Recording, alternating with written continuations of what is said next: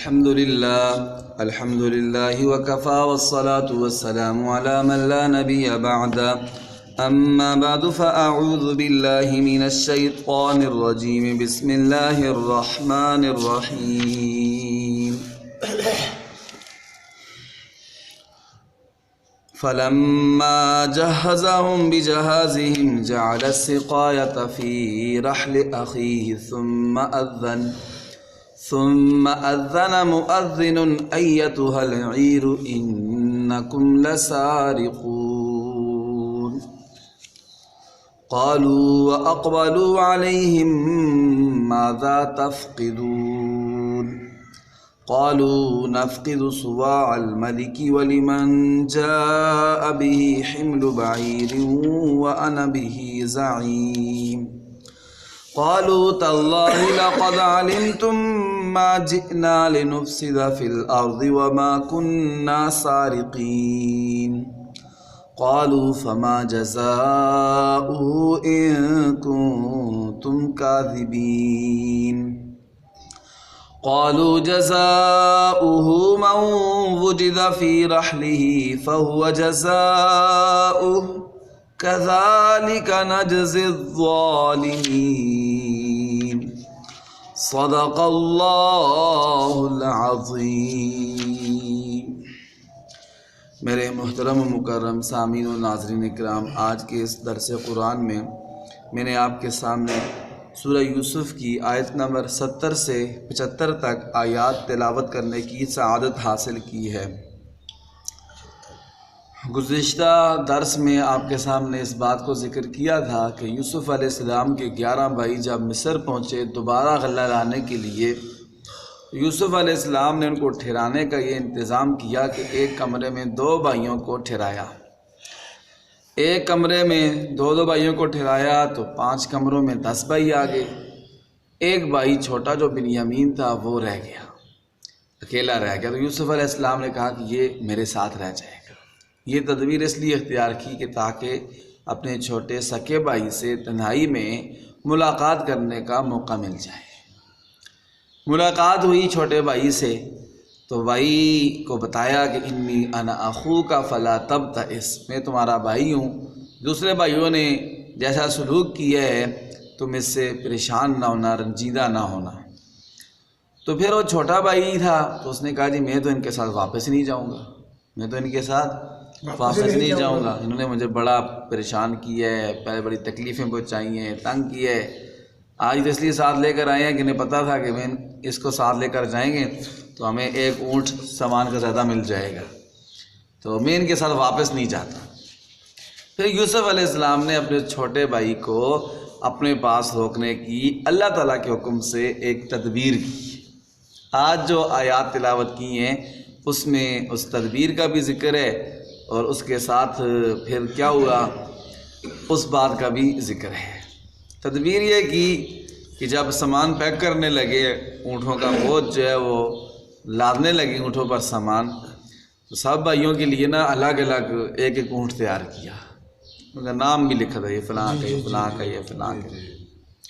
جو سب سے چھوٹا تھا بنیامین، اس کے لیے بھی سامان کا ایک بوجھ تیار کیا، ایک اونٹ، اور ایسے کیا کہ اس سامان کے اندر جو بنیامین کا تھا اس کے اندر یوسف علیہ السلام نے ایک پیالہ رکھوا دیا۔ وہ پیالہ بڑا قیمتی تھا، وہ بادشاہ کا پیالہ تھا، اس کو سقایا بھی کہا ہے قرآن نے، پانی پینے کا برتن تھا بادشاہ کا، اور دوسرا اس کو صواع الملک بھی کہا ہے کہ بادشاہ کا پیمانہ، قیمتی بھی تھا اور بادشاہ کے استعمال کا بھی تھا، اور بادشاہ اس کے ساتھ پیمان ناپ کی بھی دیتا تھا، کوئی سامان وغیرہ چیزیں وغیرہ، تو وہ بنیامین کے سامان میں رکھوا دیا۔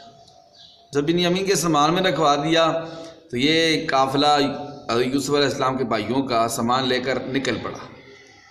جب نکل پڑا تو پیچھے سے آواز لگائی کسی نے، جو عملے کے لوگ تھے، یوسف علیہ السلام کے عملے کے جو لوگ تھے، انہوں نے آواز لگائی کہ ایتھا العیر انکم لسارقون، اے قافلے والو تم تو چور ہو، اے قافلے والو تم تو چور ہو، تم چور ہو۔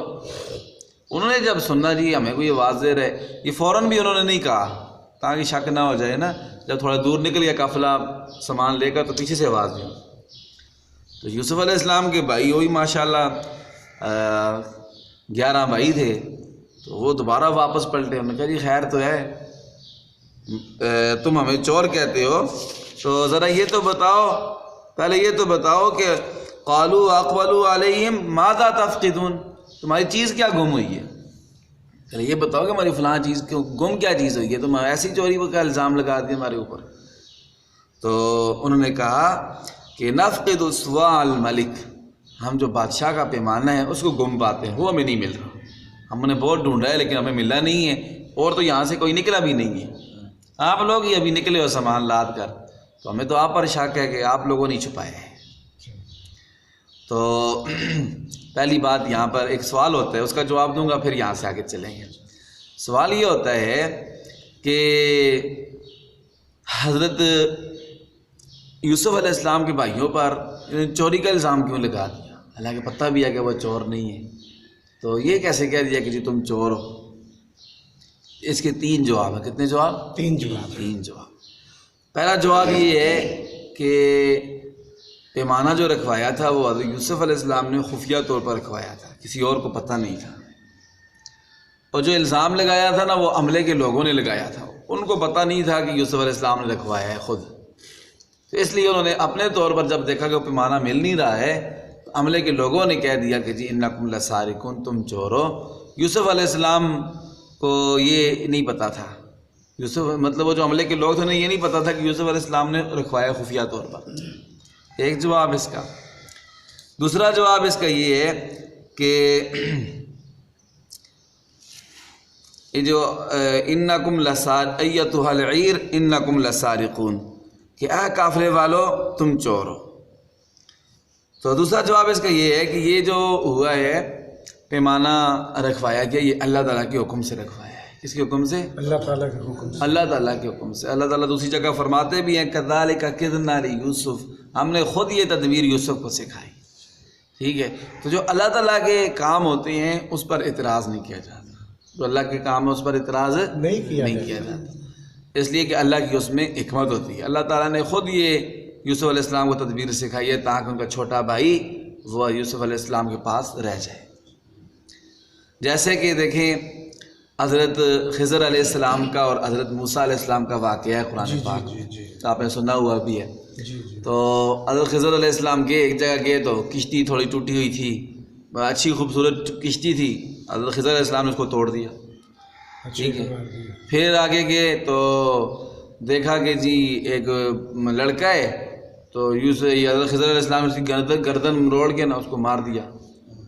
موسیٰ علیہ السلام کہنے لگے آپ کیا کر رہے ہیں، کشتی ٹھیک ٹھاک کشتی بندوں کی توڑ دی ہے، یہ بچہ جو تھا لڑکا اس کی آپ نے گردن مروڑ کے اس کو مار دیا ہے. اور ایک گاؤں میں گئے تو بھوک بھی لگی ہوئی تھی، گاؤں والوں کو بولا ہمیں کھانا کھلا دو، تو انہوں نے کہا کھانا وغیرہ تو ہمیں کوئی نہیں ملتا ہے، کھانا کوئی نہیں ہم نے دینا. تو ادھر ہی دیکھا گاؤں میں، اسی گاؤں میں ایک دیوار گری ہوئی تھی. تو خضر علیہ السلام نے کہا موسیٰ علیہ السلام کو تو مزدور بن جا، میں مستری بنتا ہوں، ٹھیک ہے، یہ دیوار لگا دیتے ہیں. تو حضرت موسیٰ علیہ السلام نے کہا یہ عجیب بات ہے کہ گاؤں والوں نے ہمیں کھانا تک بھی نہیں کھلایا ہے اور آپ ان کی دیوار بنا رہے ہیں.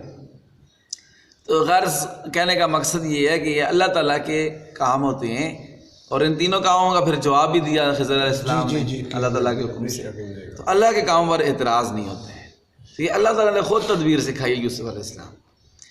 اچھا پھر یہ ہوا کہ ان قافلے والوں نے کہا جی حضرت یوسف علیہ السلام کے بھائیوں نے کہ ماذا تفقدون، تم کیا گم پاتے ہو، تم نے ہم پر چوری کا الزام لگا دیا ہے. تو انہوں نے کہا ہم بادشاہ کا پیمانہ گم پاتے ہیں. تو انہوں نے کہا جی کہ ہم تمہیں کوئی چور نظر آتے ہیں.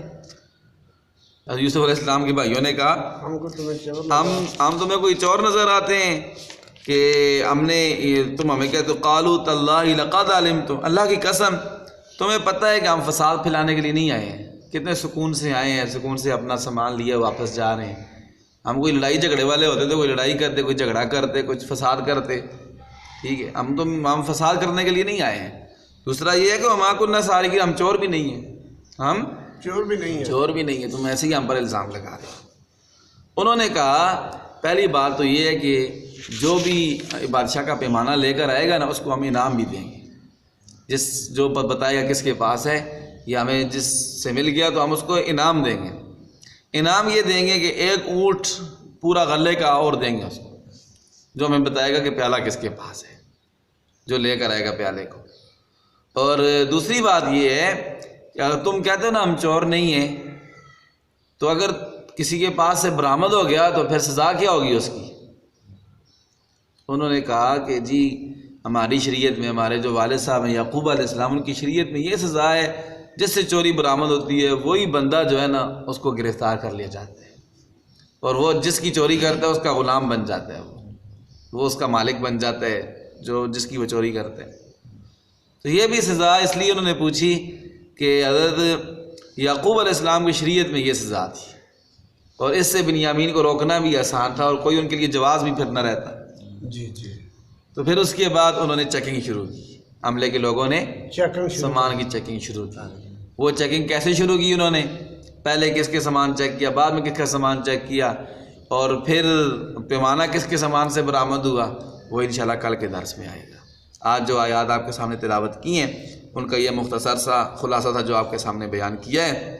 اللہ تعالیٰ سے دعا ہے اللہ ہمیں عمل کی توفیق عطا فرمائے. اب ان آیتوں کا ترجمہ سماعت فرمائے. اعوذ باللہ من الشیطان الرجیم، میں اللہ تعالیٰ کی پناہ میں آتا ہوں شیطان مردود کے شر سے. بسم اللہ الرحمن الرحیم، میں شروع کرتا ہوں اللہ کے نام سے جو نہایت مہربان بڑا رحم کرنے والا ہے. فلما جہزہم بجہازہم، جب یوسف علیہ السلام نے اپنے بھائیوں کا سامان تیار کروا دیا.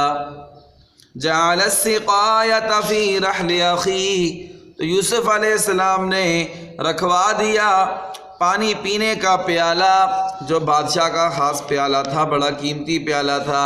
فی رحل اخیہ، اپنے سکے بھائی بنیامین کے کجاوے میں، اس کے سامان میں.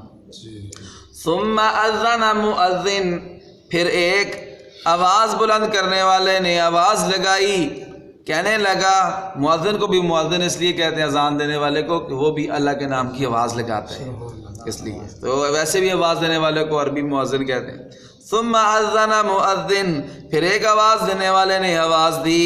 ایتھا العیر، اے قافلے والو، انکم لسارقون، بے شک تم چور ہو، بے شک تم چور ہو.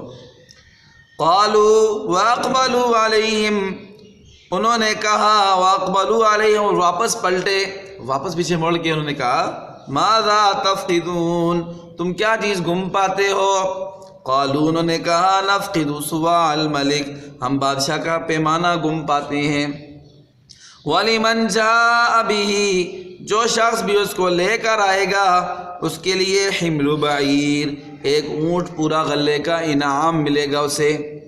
وَأَنَا بِهِ زَعِيمٌ، اور فرمایا میں اس کا ضمانتی بھی ہوں، میں گارنٹی دیتا ہوں کہ جو بھی لے کر آئے گا وہ پیالہ بڑا قیمتی پیالہ ہے، مل نہیں رہا، تو ہم اس کو پورا ایک اونٹ انعام دیں گے غلے کا.